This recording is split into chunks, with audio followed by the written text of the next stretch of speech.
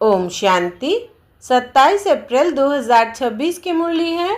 मुख्य रूप से बाबा ने कहा, हे मेरे फूल बच्चे, तुम अपने अंदर देखो कि मेरे अंदर कोई आसुरी अवगुण रूपी कांटा तो नहीं है। अगर अंदर कोई कांटा हो तो जैसे दूसरे के अवगुण से नफरत आती है, वैसे अपने आसुरी अवगुण से नफरत करो तो कांटा निकल जाएगा। अपने को देखते रहो। मनसा वाचा कर्मणा, ऐसा कोई विकर्म तो नहीं होता है जिसका दंड भोगना पड़े। आगे कहा, माया की ग्रहचारी से बचने के लिए मुख से सदैव ज्ञान रत्न निकालने हैं। संग दोष से अपनी संभाल रखनी है। खुशबूदार फूल बनने के लिए अवगुणों को निकालते जाना है। श्रीमत पर बहुत बहुत नम्र बनना है। काम महाशत्रु से कभी भी हार नहीं खानी है। युक्ति से स्वयं को बचाना है। अब सुनते हैं महावाक्यों को विस्तार से। बाबा ने कहा, मीठे बच्चे, तुम्हें फूल बन सबको सुख देना है। फूल बच्चे मुख से रत्न निकालेंगे। प्रश्न है, फूल बनने वाले बच्चों प्रति भगवान की कौन सी ऐसी शिक्षा है जिससे वो सदा खुशबूदार बना रहे? उत्तर, हे मेरे फूल बच्चे, तुम अपने अंदर देखो कि मेरे अंदर कोई आसुरी अवगुण रूपी कांटा तो नहीं है।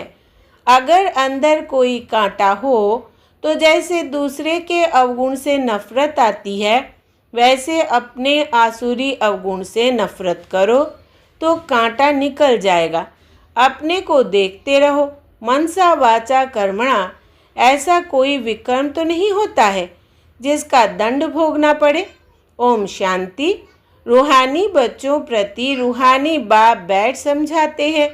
इस समय यह रावण राज्य होने कारण मनुष्य सब है देह अभिमानी, इसलिए उन्हों को जंगल का कांटा कहा जाता है। यह कौन समझाते हैं? बेहद का बाप, जो अब कांटों को फूल बना रहे हैं। कहाँ कहाँ माया ऐसी है जो फूल बनते बनते फट से फिर कांटा बना देती है। इसको कहा ही जाता है कांटों का जंगल। इसमें अनेक प्रकार के जानवर मिसल मनुष्य रहते हैं। है मनुष्य, परंतु एक दो में जानवरों मिसल लड़ते झगड़ते रहते हैं। घर घर में झगड़ा लगा हुआ है। विषय सागर में ही सब पड़े हैं। यह सारी दुनिया बड़ा भारी विष का सागर है जिसमें मनुष्य गोते खा रहे हैं। इसको ही पतित भ्रष्टाचारी दुनिया कहा जाता है। अभी तुम कांटों से फूल बन रहे हो। बाप को बागवान भी कहा जाता है। बाप बैठ समझाते हैं। गीता में है ज्ञान की बातें।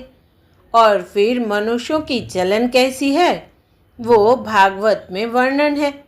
क्या क्या बातें लिख दी है। सतयुग में ऐसे थोड़ी कहेंगे।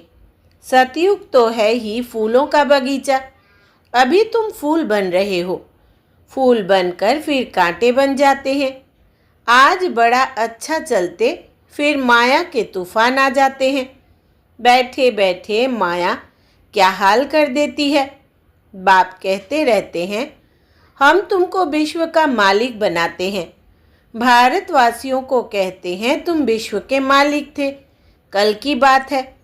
लक्ष्मी नारायण का राज्य था। हीरे जवाहरतों के महल थे। उनको कहते ही है गार्डन ऑफ अल्लाह। जंगल यहाँ है, फिर बगीचा भी यहाँ होगा ना। भारत स्वर्ग था। इसमें फूल ही फूल थे। बाप ही फूलों का बगीचा बनाते हैं। फूल बनते बनते फिर संग दोष में आकर खराब हो जाते हैं। बस बाबा, हम तो शादी करते हैं। माया का भवका देखते हैं ना। यहाँ तो है बिल्कुल शांति। यह दुनिया सारी है जंगल। जंगल को ज़रूर आग लगेगी तो जंगल में रहने वाले भी खत्म होंगे ना। वही आग लगनी है जो 5000 वर्ष पहले लगी थी, जिसका नाम महाभारत लड़ाई रखा है। एटॉमिक बम्स की लड़ाई तो पहले यादवों की ही लगती है। वो भी गायन है। साइंस से मिसाइल्स बनाए हैं। शास्त्रों में तो बहुत कहानियां हैं। बाप बच्चों को समझाते हैं, ऐसे कोई पेट से थोड़ी मूसल आदि निकल सकते हैं। अभी तुम देखते हो साइंस द्वारा कितने बम्स आदि बनाते हैं। सिर्फ 2 बम्स ही लगाए तो कितने शहर खत्म हो गए, कितने आदमी मरे, लाखों मरे होंगे। अब इस इतने बड़े जंगल में करोड़ों मनुष्य रहते हैं, इनको आग लगनी है। शिव बाबा समझाते हैं, बाप तो फिर भी रहमदिल है, बाप को तो सबका कल्याण करना है, फिर भी जाएंगे कहाँ। देखेंगे बरोबर आग लगती है तो फिर भी बाबा की शरण लेंगे। बाप है सर्व का सद्गति दाता, पुनर्जन्म रहित। उनको फिर सर्वव्यापी कह देते। अभी तुम हो संगम युगी, तुम्हारी बुद्धि में सारा ज्ञान है।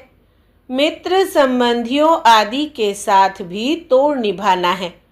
उनमें है आसुरी गुण, तुम्हारे में है दैवी गुण। तुम्हारा काम है औरों को भी यही सिखलाना। मंत्र देते रहो। प्रदर्शनी द्वारा तुम कितना समझाते हो। भारतवासियों के 84 जन्म पूरे हुए हैं।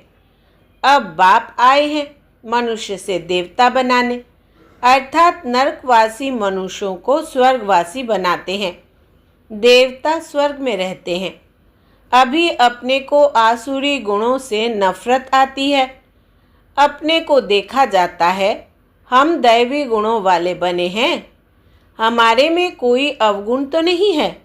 मनसा वाचा कर्मणा, हमने कोई ऐसा कर्म तो नहीं किया जो आसुरी काम हो। हम कांटों को फूल बनाने का धंधा करते हैं व नहीं। बाबा है बागवान और तुम ब्रह्मा कुमार कुमारियाँ हो माली। किस्म किस्म के माली भी होते हैं। कोई तो अनाड़ी है जो किसको आप समान नहीं बना सकते।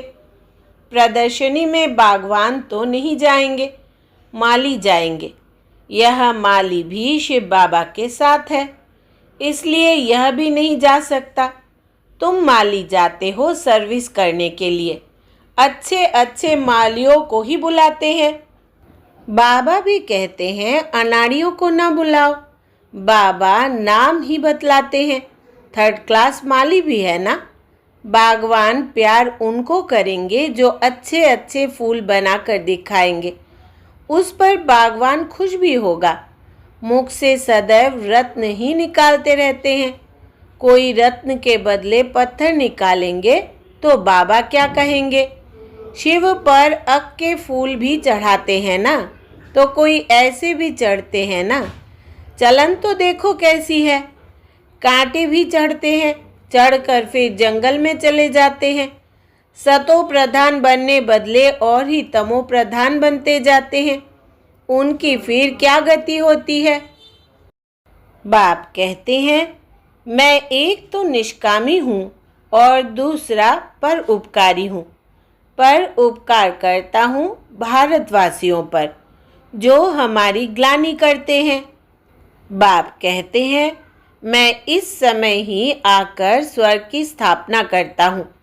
किसको कहो स्वर्ग चलो तो कहते स्वर्ग में तो हम यहाँ हैं ना। अरे स्वर्ग होता है सतयुग में, कलयुग में फिर स्वर्ग कहाँ से आया। कलयुग को कहा ही जाता है नर्क। पुरानी तमो प्रधान दुनिया है। मनुष्यों को पता ही नहीं है कि स्वर्ग कहाँ होता है। स्वर्ग आसमान में समझते हैं। दिलवाड़ा मंदिर में भी स्वर्ग ऊपर में दिखाया है, नीचे तपस्या कर रहे हैं। तो मनुष्य भी इसलिए कह देते फलाना स्वर्ग पधारा। स्वर्ग कहाँ है, सबके लिए कह देते स्वर्गवासी हुआ। यह है ही विषय सागर। क्षीर सागर विष्णुपुरी को कहा जाता है। इन्होंने फिर पूजा के लिए एक बड़ा तालाब बनाया है, उसमें विष्णु को बिठाया है। अभी तुम बच्चे स्वर्ग में जाने की तैयारी कर रहे हो, जहाँ दूध की नदियाँ होंगी। अभी तुम बच्चे फूल बनते जाओ। ऐसी कोई चलन कभी नहीं चलनी है जो कोई कहे यह तो कांटा है, हमेशा फूल बनने के लिए पुरुषार्थ करते रहो। माया कांटा बना देती है, इसलिए अपनी बहुत बहुत संभाल करनी है। बाप कहते हैं गृहस्थ व्यवहार में रहते कमल फूल समान पवित्र बनना है। बागवान बाबा कांटों से फूल बनाने आए हैं। देखना है हम फूल बने हैं। फूलों को ही सर्विस के लिए जहाँ तहाँ बुलाते हैं। बाबा गुलाब का फूल भेजो, दिखाई तो पड़ता है ना कौन कौन सा फूल है। बाप कहते हैं मैं आता ही हूँ तुमको राजयोग सिखलाने। यह है ही सत्यनारायण की कथा। सत्य प्रजा की नहीं है। राजा रानी बनेंगे तो प्रजा भी अंडरस्टूड बनेंगी। अभी तुम समझते हो राजा रानी तथा प्रजा कैसे नंबरवार बनती है। गरीब जिनके पास 2-5 रुपया भी नहीं बचता है वो क्या देंगे। उनको भी उतना मिलता है जितना 1000 देने वाले को मिलता है। सबसे ज़्यादा भारत गरीब है। किसको भी याद नहीं है कि हम भारतवासी स्वर्गवासी थे। देवताओं की महिमा भी गाते हैं परंतु समझ नहीं सकते। जैसे मेंढक ट्रा ट्रा करते हैं, बुलबुल आवाज़ कितना मीठा करती है, अर्थ कुछ नहीं। आजकल गीता सुनाने वाले कितने हैं। माताएं भी निकली है। गीता से कौन सा धर्म स्थापन हुआ यह कुछ भी नहीं जानते हैं। थोड़ी रिद्धि सिद्धि कोई ने दिखाई तो बस समझेंगे यह भगवान है। गाते हैं पतित पावन, तो पतित है ना। बाप कहते हैं विकार में जाना यह नंबर 1 पतितपना है। यह सारी दुनिया पतित है। सब पुकारते हैं हे पतित पावन आओ। अब उनको आना है व गंगा स्नान करने से पावन बनना है। बाप को मनुष्य से देवता बनाने के लिए कितनी मेहनत करनी पड़ती है। बाप कहते हैं मुझे याद करो तो तुम कांटे से फूल बन जाएंगे। मुख से कभी पत्थर नहीं निकालो, फूल बनो। यह भी पढ़ाई है ना। चलते चलते ग्रहचारी बैठ जाती है तो फेल हो जाते हैं। होपफुल से होपलेस हो जाते हैं। फिर कहते हैं हम बाबा के पास जाए। इंद्र की सभा में गंदे थोड़े आ सकते हैं। यह इंद्र सभा है ना। ब्राह्मणी जो ले आती है उस पर भी बड़ी जवाबदारी है। विकार में गया तो ब्राह्मणी पर भी बोझ पड़ेगा। इसलिए संभाल कर किसको ले आना चाहिए। आगे चल तुम देखेंगे साधु संत आदि सब क्यों में खड़े हो जाएंगे। भीष्म पितामह आदि का नाम तो है ना। बच्चों की बड़ी विशाल बुद्धि होनी चाहिए। तुम किसी को भी बता सकते हो। भारत गार्डन ऑफ फ्लावर था। देवी देवताएं रहते थे। अभी तो कांटे बन गए हैं। तुम्हारे में 5 विकार है ना। रावण राज्य माना ही जंगल। बाप आकर कांटों को फूल बनाते हैं। ख्याल करना चाहिए अभी हम गुलाब के फूल नहीं बने तो जन्म जन्मांतर अक के फूल ही बनेंगे। हर एक को अपना कल्याण करना है। शिव बाबा पर थोड़ी मेहरबानी करते हैं। मेहरबानी तो अपने पर करनी है। अब श्रीमत पर चलना है। बगीचे में कोई जाएंगे तो खुशबूदार फूलों को ही देखेंगे, अक को थोड़ी देखेंगे। फ्लावर शो होता है ना, यह भी फ्लावर शो है। बड़ा भारी इनाम मिलता है। बहुत फ्लावर्स फूल बनना है। बड़ी मीठी चलन चाहिए। क्रोधी के साथ बड़ा नम्र हो जाना चाहिए। हम श्रीमत पर पवित्र बन पवित्र दुनिया स्वर्ग का मालिक बनने चाहते हैं। युक्तियाँ तो बहुत होती है ना। माताओं में त्रिया चरित्र बहुत होते हैं। चतुराई से पवित्रता में रहने के लिए पुरुषार्थ करना है। तुम कह सकती हो कि भगवान उवाच काम महाशत्रु है। पवित्र बनो तो सतो प्रधान बन जाएंगे। तो क्या हम भगवान की नहीं माने? युक्ति से अपने को बचाना चाहिए। विश्व का मालिक बनने के लिए थोड़ा सहन किया तो क्या हुआ?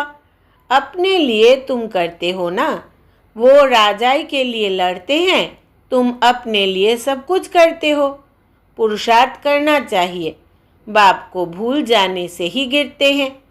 फिर शर्म आती है, देवता कैसे बनेंगे? अच्छा, मीठे मीठे सिकिलधे बच्चों प्रति माता पिता बाप दादा का याद प्यार और गुड मॉर्निंग।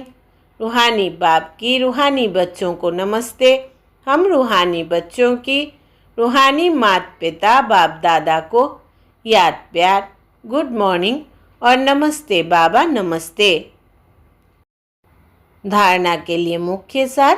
पहला, माया की ग्रहचारी से बचने के लिए मुख से सदैव ज्ञान रत्न निकालने हैं।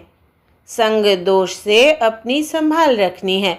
दूसरा, खुशबूदार फूल बनने के लिए अवगुणों को निकालते जाना है। श्रीमत पर बहुत बहुत नम्र बनना है।